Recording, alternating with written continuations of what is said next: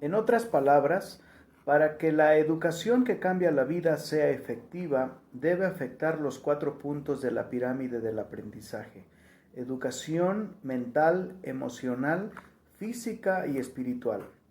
Educación mental. La educación tradicional se enfoca principalmente en la educación mental. Enseña habilidades como leer, escribir y aritmética, todas ellas muy importantes. Por lo regular se conocen como habilidades cognitivas. Lo que en lo personal no me gustó de la educación tradicional era cómo afectaba los aspectos emocionales, físicos y espirituales de la educación.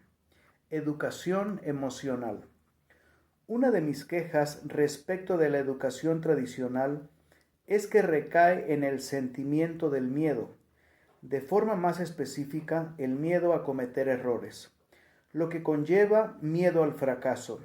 En lugar de motivarme a aprender, el profesor utilizaba el miedo al fracaso y decía: si no sacas buenas calificaciones, no conseguirás un trabajo bien remunerado. Además, cuando estaba en la escuela me castigaban por cometer errores. Ahí aprendí de forma emocional a tener miedo de cometer errores.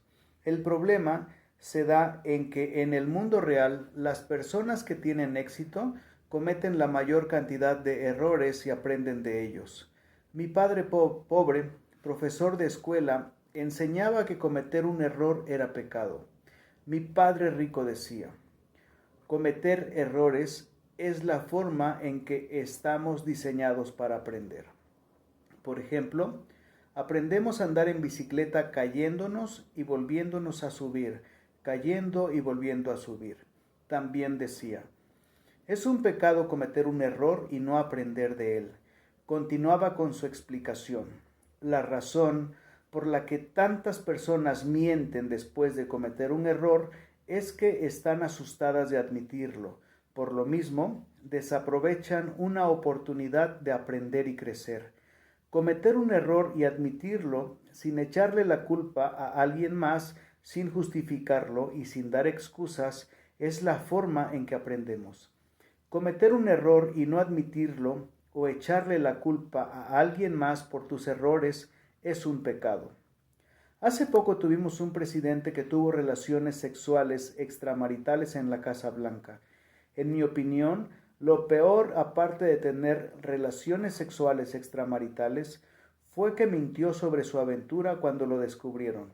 Mentir no solo es señal de carácter débil, sino también desperdicio de un buen error, una oportunidad para aprender algo. En el mundo de los negocios tradicionales se mantiene la misma actitud hacia los errores. Si uno comete un error, por lo regular lo despiden o castigan. En el mundo del mercadeo en red lo motivan a aprender de los errores, corregirlos y hacerse más inteligente mental y emocionalmente. Cuando aprendía en el mundo corporativo, los vendedores que no tenían buen desempeño eran despedidos. En otras palabras, vivimos en un mundo de miedo al fracaso, no de aprendizaje. Por eso, muchas personas en el mundo corporativo se mantienen como orugas. ¿Cómo puede volar una persona cuando vive en un capullo corporativo enrollado fuertemente con el miedo al fracaso? En el mundo del mercadeo en red, el enfoque de los líderes es trabajar con quienes no lo estén haciendo bien y motivarlos a subir, no despedirlos.